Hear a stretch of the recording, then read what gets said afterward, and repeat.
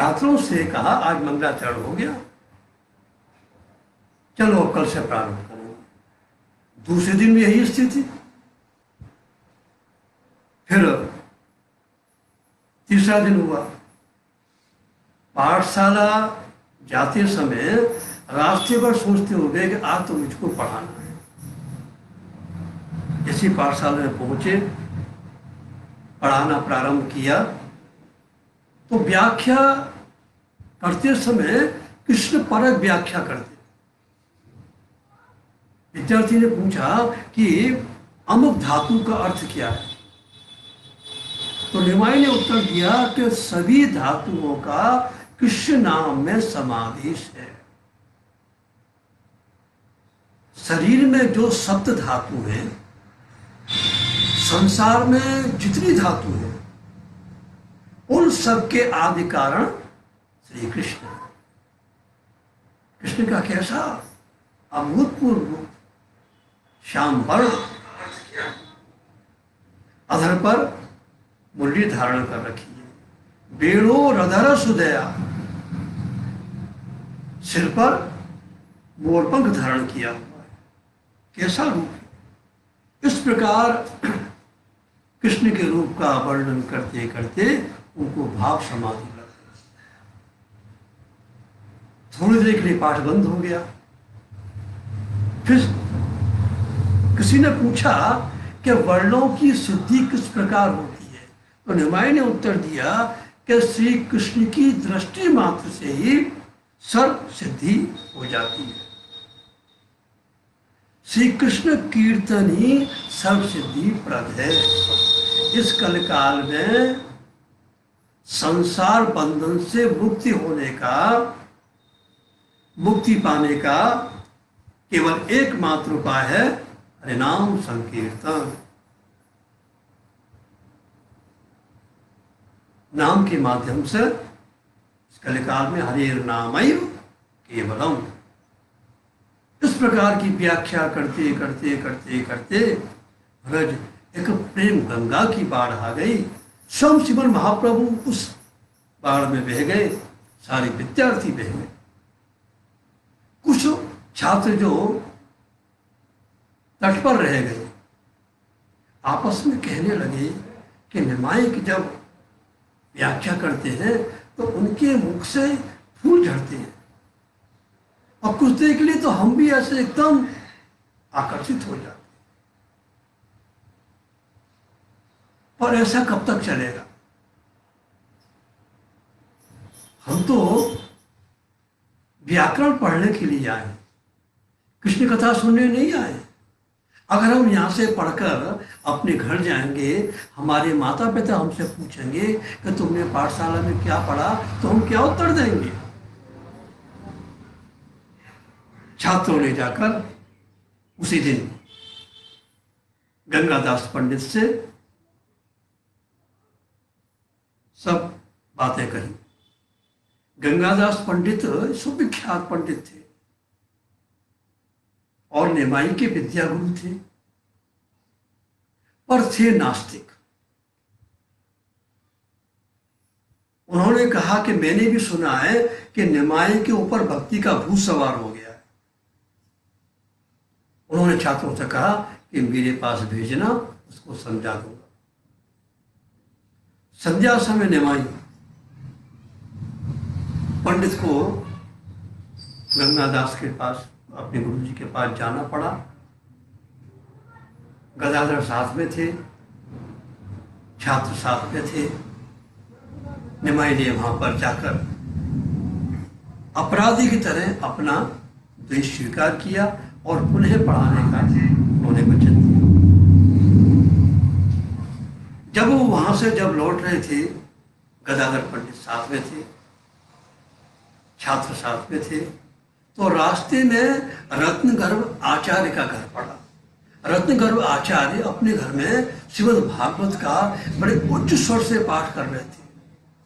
निमाई ने जैसे भागवत का एक श्लोक सुना कि श्यामम हिरण्य परिधि, श्यामम हिरण्य परिधि वनमाल्य बरह, धातु प्रवाल नटवेश मनोवृतांसे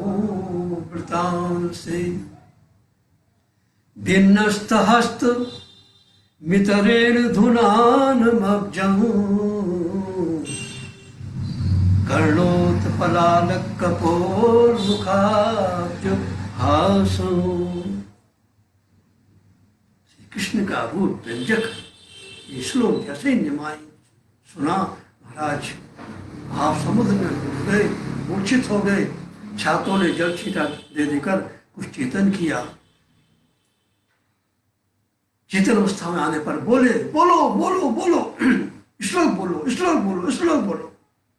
रत्नगर्भ ने जैसी घर के अंदर से आवाज सुनी, बाहर निकल कर आए तो देखते बोलो बोलो, श्लोक बोलो। तो रत्नगर्भ आचार्य फिर भागवत के श्लोकों को जोर से बोलने लगे। निमाई फिर मूर्छित हो गए। गदाधर ने उनको श्लोक बोलने से रोका। तब निमाई को चेतनता आई और वो सबों ने मिलकर उनको घर पहुंचा दिया। दूसरे दिन प्रातः निमाई ने पुनः पढ़ाने का निश्चय कर पाठशाला गए। छात्रों ने पूर्व के दिन यानी पहले दिन निमाई का जो भक्ति भाव जो देखा, वही भक्ति भाव छात्रों में अब तक बना हुआ था। और वो आपस में कह रहे थे, निमाई कोई मनुष्य नहीं है, वे शकुमुनि है या प्रहलाद है या स्वयं नारायण है। भाव विभोर होकर एकटक उनकी ओर देख रहे थे। निमाई का अपूर्व तेज।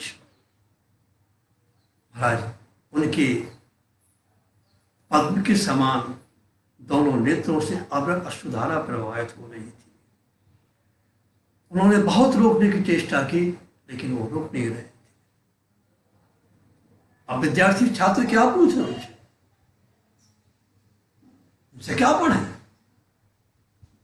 थोड़ी देर में निमाई कुछ प्रकृतिस्थ हुए और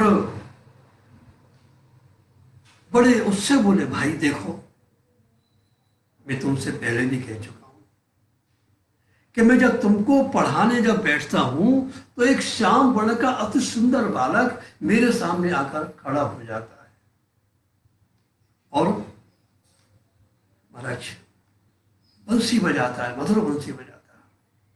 उस वेणु के, उस बंसी की, उस मुरली के स्वर को सुनकर मैं एकदम आनंद में हो जाता हूं, मैं सब अद्भुत हो जाता हूं। और वो मेरी बुद्धि को हर लेता है। उसका रूप सौंदर्य देखकर सब सद्बुद्ध भूल जाता हूं। इससे मैं तुम्हें पढ़ाने में असमर्थ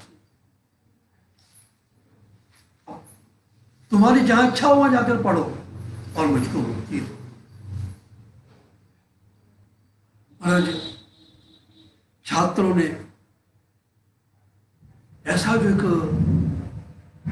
अपने अध्यापक का जो करुण स्वर सुना,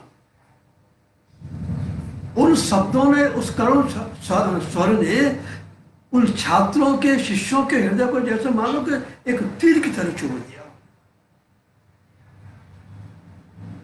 और वहां कोई भी ऐसा नहीं था जो रुदन नहीं कर रहा। उस करुण स्वर ने, जैसे कहते हैं ना, उस स्थिति में एक पाषाण हृदय भी पिघल जाए। एक प्रधान शिष्य आगे बैठा था और सारे छात्रों के भावों को उस शिष्य ने कहा, हे गुरुवर, हमारा अध्ययन छूट रहा, हमें इसकी चिंता नहीं है, पर इतने स्नेह से, प्रेम से हमको कौन पढ़ाएगा। दिन भर का जो तुम्हारा साथ रहता था, हमें पढ़ाई समाप्त होने का उतना दुख नहीं है, लेकिन आपके दिन रात के मधुर संग से वंचित होने का हमें इतना दुख है। इस दुख से हमारा हृदय विदीर्ण हो रहा है। निमाई ने उस शिष्य को, उस छात्र को कसकर पकड़कर उसका आलिंगन किया, उसको पुचकारा, उसका मुख चूम दिया। इस प्रकार एक एक छात्रों को उन्होंने उनका आलिंगन किया। जो महाराज स्थिति जो हो रही थी उस समय कर्ण की, यानी छात्रों का जो रुदन था, उस समय जो करुण रस की जो स्थिति उत्पन्न हो रही थी, उस करुण रस से पाठशाला का एक एक कण परिपूर्ण हो गया। ऐसे एकदम करुण रस की उत्पत्ति हो रही थी। बड़ी मुश्किल से निमाई ने अपने उस लेख को स्मरण किया और छात्रों से कहा, आओ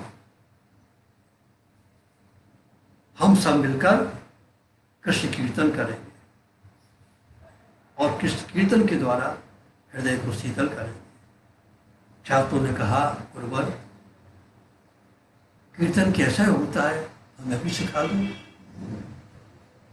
निमाई ने सिखाना आरंभ किया। निमाई मध्य में बैठे हैं, चारों छात्र बैठे। पहले निमाई बोलेंगे, फिर छात्र। हरि हरे नमः,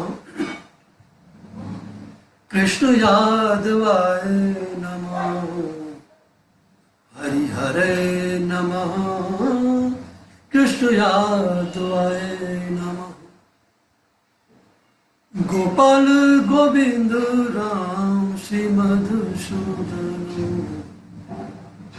हरि हरे नमः, हरि हरे नमः। निमाई बोल रहे सारे छात्र। हरि हरे नमः, कृष्ण यादवाय नमः, हरि हरे नमः, कृष्ण यादवाय नमः, गोपाल गोविंद राम श्री मधुसूदन, गोपाल गोविंद राम श्री मधुसूदन।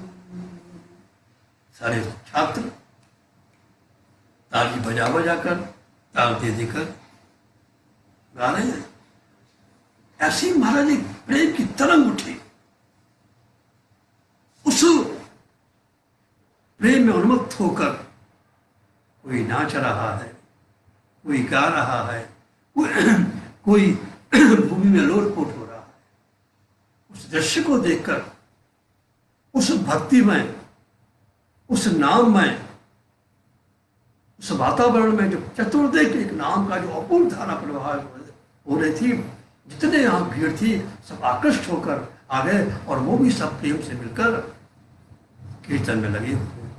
हरि हरे नमः, कृष्ण यादवाय नमः, हरे नमः, कृष्ण यादवाय नमः, गोपाल गोविंद राम श्री मधुसूदन, हरि हरे नमः, हरि हरे नमः, हरि हरे नमः, हरि हरे नमः, हरि हरे नमः, कृष्ण यादवाय नमः, गोपाल गोविंद राम श्री मधुसूदन। जैसे प्रहलाद जी भी बीच में बैठे हुए, हवा बीच में अष्ट सात्विक भावों का प्राकट हो रहा है। चारों विद्यालय के छात्र बैठे हुए, उनके चारों जो भी आया सारी भीड़ बैठी हुई। प्रहलाद जी प्रेम से बोल रहे हैं, राधा रमन हरि बोल, हरि बोल, जय जय राधा रमन हरि बोल, हरि बोल, राधा रमन हरि बोल। छात्र बोल, हरि बोल, हरि बोल, हरि बोल, हरि बोल, जय जय राधा रमन हरि बोल, हरि बोल, हरि बोल, हरि बोल, हरि बोल, हरि बोल, हरि बोल। इधर निभाई, गोविंद गोपीनाथ श्रीमद गुरुनाम, गोपाल गोविंद राम श्रीमद सूदन, हरि हरे नमः, कृष्ण यादवाय नमः, हरि बोल, हरि बोल, हरि बोल, हरि बोल, गोपाल गोविंद राम श्रीमद सूदन।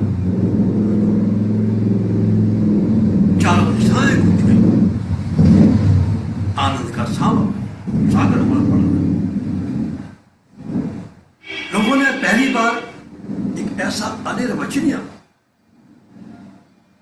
उस प्रेम, उस नाम में वातावरण का उन्होंने अनुभव किया। कभी कहाँ देखा उन्होंने ऐसा अभूतपूर्व नाम का एक संयोग। उन्होंने समझा कि जिस प्रकार आनंदमय है हमारे प्रभु, उन आनंद में प्रभु को हम प्राप्त कैसे करें। तो उस आनंद में प्रभु को प्राप्त करने का एक ही माध्यम है निताय गौर हरि नाम के द्वारा, हरि नाम संकीर्तन के द्वारा उनको प्राप्त किया जा सकता है। तो कलकाल में ही ना हरे नाम हरे नाम हरे नाम ही व केवलम, सत्य को तीर्थता द्वापर आदि के द्वारा जो, लेकिन हरे नाम कलकाल में हरे नाम ही व केवलम नाम के द्वारा उनकी प्राप्ति की जा सकती है। महाराज कीर्तन समाप्त कर छात्रों को लेकर गंगा स्नान करने को गए। स्नान के पश्चात एक एक विद्यार्थियों को उन्होंने आलिंगन करके उनको पुचकार कर उनका चुंबन कर सबको एक एक करके उन्होंने विदा किया। जितने दर्शक वहां पर थे, जितने सब खड़े थे, सबके नेत्रों से अश्रुधारा प्रवाहित हो रही थी। ऐसा उस समय का दृश्य। अब तो निमाई सब समय निर्जन में बैठे रहते थे, आकाश की ओर देखते रहते थे, किसी से अब एकदम एकांत में किसी के संपर्क में नहीं रहते। और गंगा स्नान के लिए भी सूर्योदय के पूर्व गदाधर आदि के साथ अपने दो अंतरंग भक्तों के साथ स्नान करने को जाते। कोई बहिरंग व्यक्ति मिल जाता, उसको प्रणाम करते, उसको साष्टांग दंडवत करते। किसी की फूल की डलिया लेकर चल रहे हैं, किसी के वस्त्र लेकर चल रहे हैं, कोई गीले कपड़े को लेकर जा रहा है, उसके कपड़े निचोड़ कर उसको दे रहे हैं। सब कहते अरे नहीं क्या, बड़े दैन भाव से कहते अरे मुझको सेवा से वंचित क्यों कर दिए, मैं भक्ति निधान नितांत अधम व्यक्ति हूं, भक्तों की सेवा ही तो मेरा एकमात्र संबल है, उनकी कृपा के बिना भगवत प्राप्ति नहीं होती। इतना दिन मुझे सेवा से वंचित क्यों करती हो, ऐसा मत करो। अब तो महाराज क्योंकि वो अपने को इतना से निम्न समझती है। निमाई ने एक दैन्यता का ऐसा एक भाव प्रकट किया जगत के लिए, जीवे दया नाम है कुछ। अपने आप को भी तृण से निम्न मानते थे, क्योंकि तृण को भी तो अभिमान हो जाता है। तणादपि सुनीचनो तरोरपि श्रेष्ठ ना। तृण को क्या अभिमान होता है कि मैं गाय के पेट में जाता हूं, उसका दूध बनता हूं, दूध से सबको पालन होता है, उसके गोबर से कंडे बनते हैं, तो उसको भी अभिमान, इसे कहते हैं उससे भी निम्न, तृण से भी अपने आप को निम्न मानो। भगवत प्राप्ति का एक ही माध्यम है दैन्यता। अभिमान से प्राप्त नहीं किया जा सकता है, दैन्यता से ही प्राप्त किया जा सकता है। और इस कलकाल में दैन्यता और नाम के द्वारा तनादपि सुनीचेनो तरोरोपि श्रेष्ठना अमान्य नामानि देनो कीर्तनियो सदा हरि। महाराज नवद्वीप जहां के पंडितों के राज्य है, उन राजाओं के भी राजा की ये स्थिति, इतनी दैन्यता, उसको देख किसका हृदय बिजली नहीं हो जाएगा। अब तो नमाई बस जितनी देर वो बाहर रहते, अपने भाव के वेग को अंदर दबा कर रखते थे, और जैसे ही जब घर में आते तो वो जो भाव का वेग था वो उफल पड़ता, चीत्कार करते, हा कृष्ण कृष्ण कृष्ण कहते कहते रन करते। ऐसा रुदन, इतने व्याकुल हो उठते, आंसुओं की झड़ी नहीं लगती, ऐसी स्थिति हो जाती। सची माँ देखती क्या स्थिति है। निमाई, ओ निमाई, आवाज बाहर निकल जाती, काम के अंदर प्रवेश करती। जब पुनः पुनः कहती है निमाई निमाई, तब थोड़ी चेतना आती है। तो कहते माँ, मेरा मन हर समय रोने को करता है, मैं क्या करूं? क्या हो गया मुझको, मैं कह नहीं सकता। तो निमाई की माँ, सची माँ, श्रीवास पंडित से सब कुछ कहती थी। तो उन्होंने कहा कि श्रीवास पंडित को बुलवाने को भेजा, क्योंकि सची माँ का तो दुख, और सची माँ को विष्णु प्रिया का भी दुख नहीं देखा जाता। ऐसा स्थिति थी, ऐसा वातावरण। श्रीवास पंडित को बुलाया। जैसे श्रीवास पंडित आए, निमाई ने भक्तिपूर्वक उनको प्रणाम किया, और श्रीवास पंडित को देखते ही तो उनका भावावेग और बढ़ गया, और उसमें एकदम स्थिति में आ गए, मूर्छित हो गए। चेतना आने पर कृष्ण कृष्ण कृष्ण कृष्ण कहते हो, ये स्थिति हो गई। अब तो जैसे वायु ज्ञान हुआ, वायु ज्ञान होने पर